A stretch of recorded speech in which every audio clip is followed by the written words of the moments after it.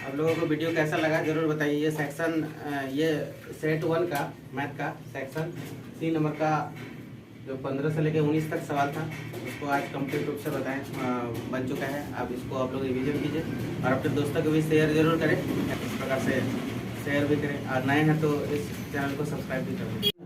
Section C का question number 15। 7 metre ऊंचे भवन के शिखर से एक केबल टावर के शिखर का उन्नयन कोण 60 डिग्री और उसके पास बिंदु मतलब नीचे का बिंदु का उन्नयन कोण 45 डिग्री। टावर की ऊंचाई ज्ञात करना है। तो एक भवन बनाएंगे 7 मीटर ऊंचे भवन जमीन में रहेगा।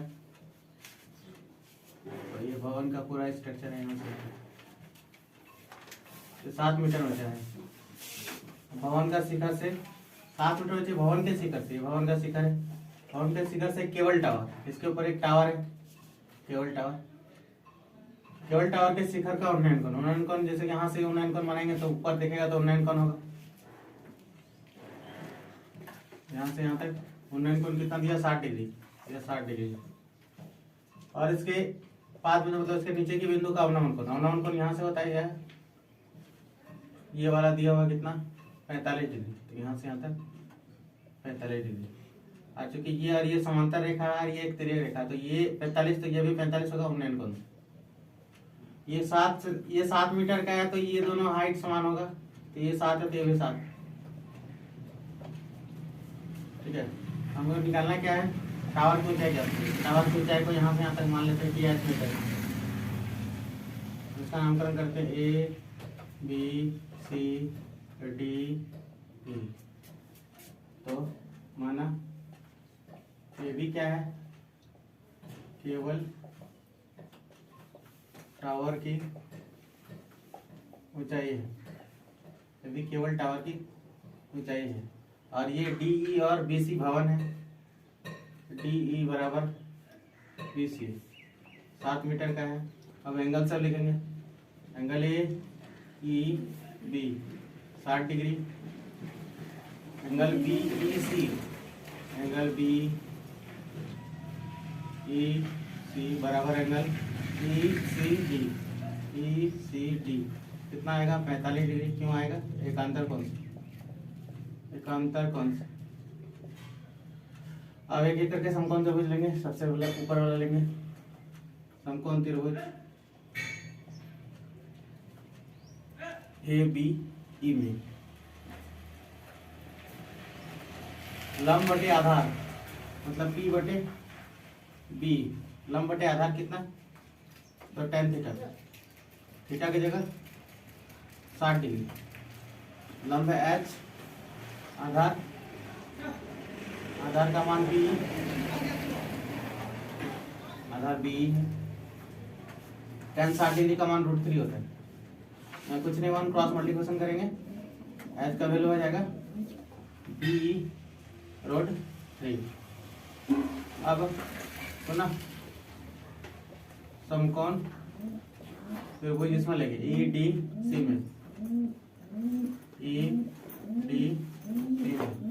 लंब बटे आधार मतलब ये 7 है बटे आधार डीसी है बराबर tan 45 डिग्री। यहाँ डीसी का मान जो है डीसी का जो मान होगा ये दोनों इक्वल होगा। EB बराबर DC। तो इस EB के बदले इस BE के बदले क्या लिख सकते हैं DC। इस DC के बदले लिख सकते हैं B। ये दोनों बराबर है तो इस DC के बदले क्या लिख सकते हैं DC के बदले BE। यहाँ कितना लिखेंगे 7 बटे B बराबर tan 45 का मान 1 होता है। इसके नीचे कुछ नहीं 1 क्रॉस मल्टीप्लिकेशन करेंगे तो BE का मान कितना हो जाएगा 7 हो जाएगा। तो BE का मान 7 हो जाएगा तो ये समीकरण है इसको समीकरण नहीं मान लीजिए। समीकरण 1 से समीकरण 1 में था h बराबर बी √3 h बराबर बी √3 बी का मान यहाँ से कितना आया 7 तो 7 √3 हो गया बी का मान। लेकिन हमको पूछा है टावर की कुल ऊंचाई। टावर की कुल ऊंचाई तो जमीन से होगा इसलिए टावर की कुल ऊंचाई टावर की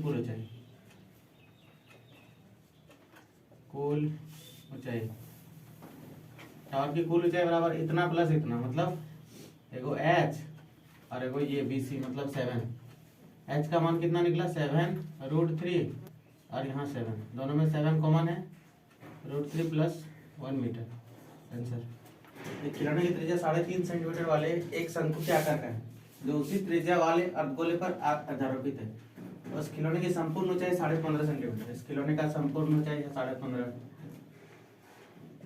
15.5 सेंटीमीटर, जो क्या है खिलौने की त्रिज्या कितना 3.5 सेंटीमीटर। तो यहाँ से यहाँ तक कितना 3.5 सेंटीमीटर, 3.5 सेंटीमीटर। तो ये भी होगा 3.5 सेंटीमीटर। टोटल 15.5 है, उसमें से यहाँ तक है 3.5। तो 15.5 में से 3.5 माइनस हो जाएगा 12। यहाँ से यहाँ तक ऊंचाई 12। तो शंकु की ऊंचाई कितना हो जाएगा? शंकु की ऊंचाई हो जाएगा 15.5 सेंटीमीटर में 3.5 सेंटीमीटर, मतलब 12 सेंटीमीटर का शंकु की ऊंचाई। अब शंकु की तिर्यक ऊंचाई निकालना।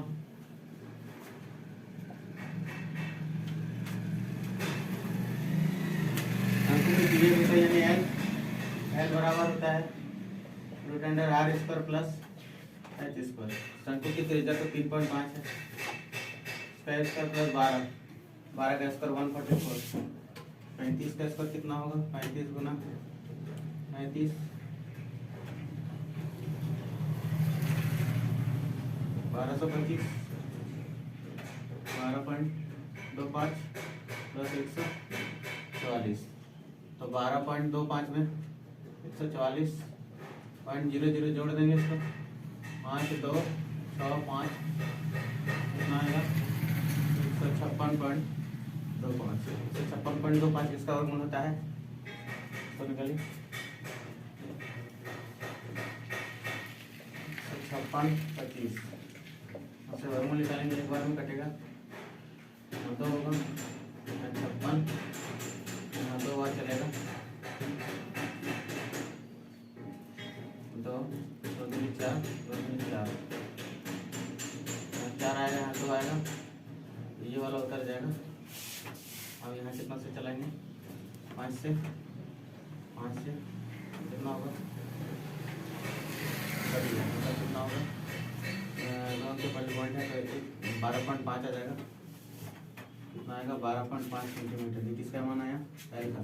हमको पूरे खिलौने का संपूर्ण पृष्ठ क्षेत्रफल निकालना है, इसलिए खिलौने का संपूर्ण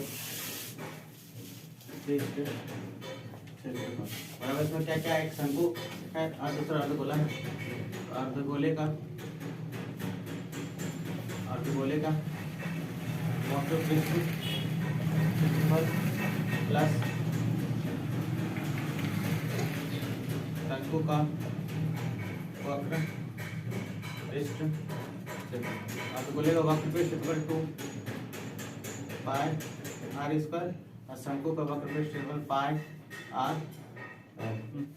2 गुना 22/7 गुना r का मान है 3.5 गुना 3.5 प्लस पाई का मान 22/7, r का मान 3.5 और l का मान 12.5।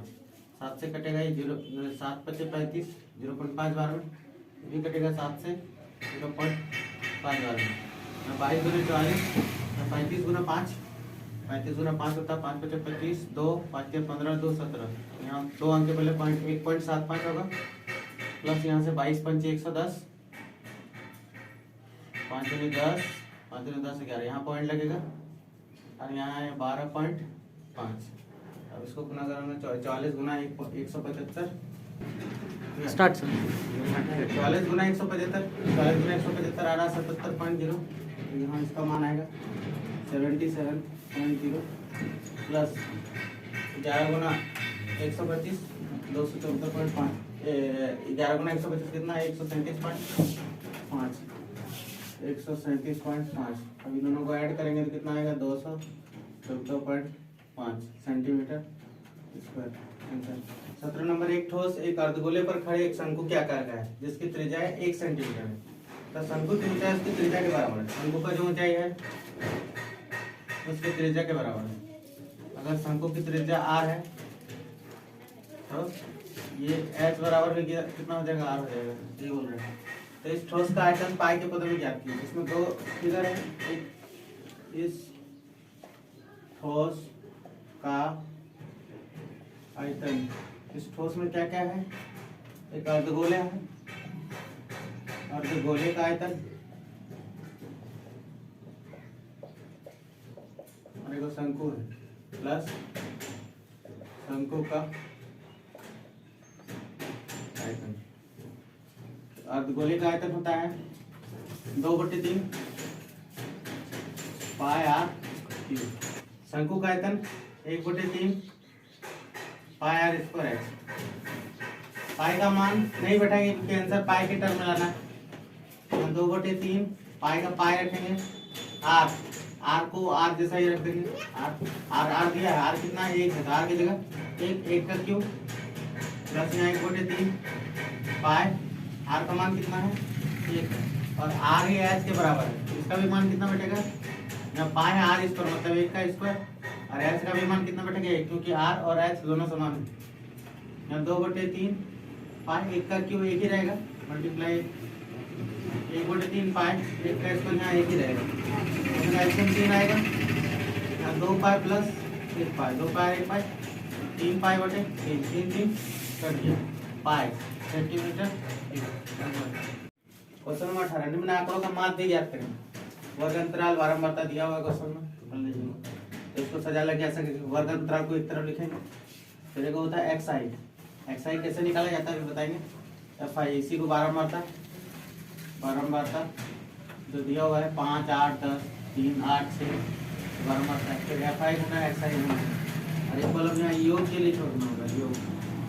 देखिए एक्स आई कैसे निकालते हैं तो जो शुरू में रहेगा और जो बाद में रहेगा उसको योग करके 2 से बाद जैसे 0 से 10 0 प्लस 10/2 10/2 मतलब कितना होगा 5। ये दोनों को जोड़ना है और 2 से डिवाइड करना तो एक्स आई निकलते जाएगा 10/2 5। फिर 20 और 10 30/2 15 दूनी 30 कितना होगा 15। अब कितना बढ़ रहा है यहाँ से यहाँ 10 बढ़ रहा है 5 से 10 15 तो सब में 10 10 करके बढ़ते जाएगा। 5 और 10 15 15 और 10 25 25 और 10 35 35 10 45 45 10 55। ये जोड़ के चेक भी कर सकते लास्ट होगा 60 और 50 कितना होगा 60 40 100 और 10 110 को 2 से डिवाइड करेंगे 55 आएगा। इसी तरह दोनों को जोड़ना है 2 से डिवाइड करके ये वाला कॉलम को और लेंगे।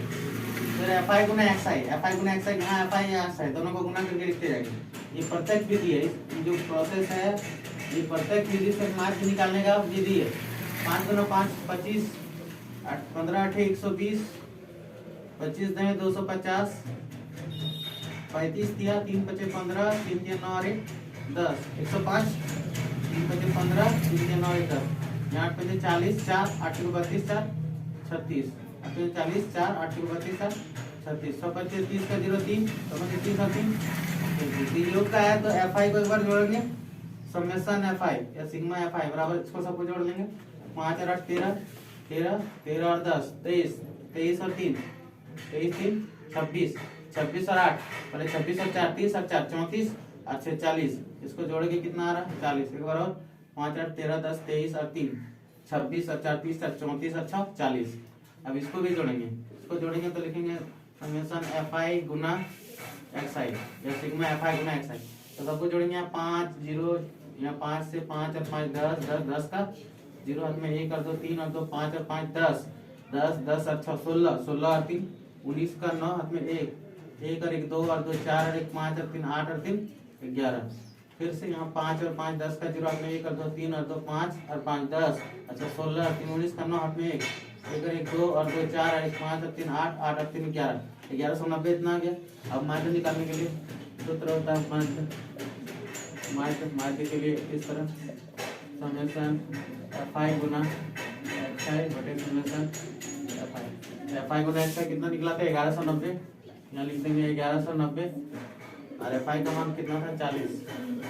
0 से 0 कट गया, इसको डिवाइड कर देंगे 119 को 4 से 4 दूनी 8 11 में 8 गया 3 39 आ गया 4 9 36 9 में 6 गया 3 यहाँ पॉइंट लगाएंगे 4 7 28 10 में 8 गया 2 यहाँ पॉइंट है तो 0 आएगा 4 5 20 20 पूरा पूरी कट गया कितना गया 29.75 ये क्या माध्य का आंसर।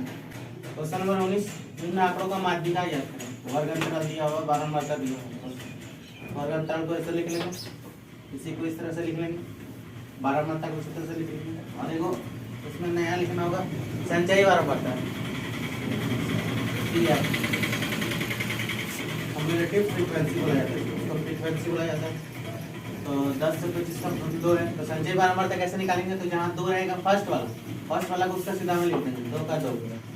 अब क्या करेंगे, इसको इससे जोड़ के यहाँ लिखेंगे कोना कोनी, 2 और 3 5, 5 और 7 12, 12 और 6 18, 18 और 6 18 2 20 4 24, 24 और 6 30। अब इसको यहाँ जोड़ेंगे, योग का है तो समेशन F5, 2 और 3 5 और 7 12 और 6 18 20 4 24 36। अगर ये दोनों समान आ रहा है इसका मतलब कि संचयी बारंबारता सही बना है। अब निकालना है माध्यिका। माध्यिका निकालने का सूत्र होता है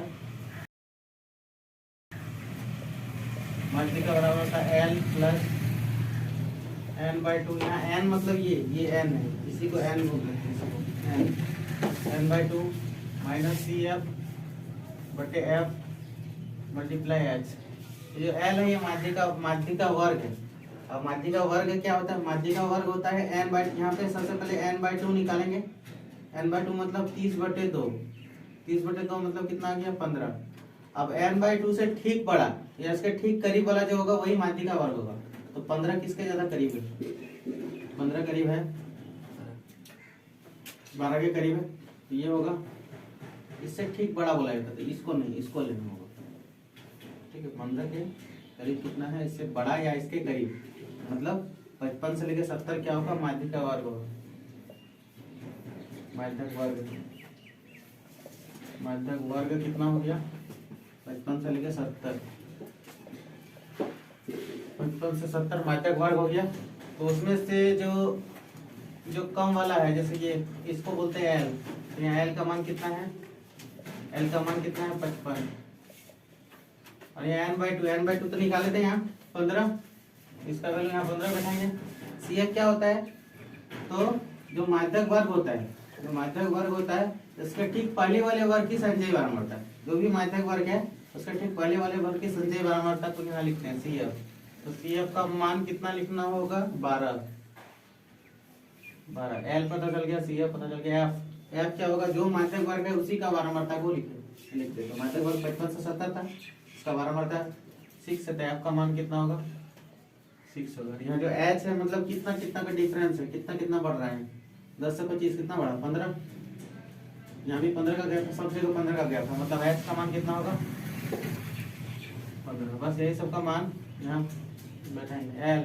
L कितना है 55 प्लस n/2 यहाँ निकाले थे 15, CF कितना है 12, F कितना है 6, H कितना करके बढ़ रहा है 15, यहाँ है 55 प्लस 15 में से 12 गया तो 3, नीचे 6 और गुना 15, 3 से कटेगा 2 बार में, 3 से कटेगा 5 बार में।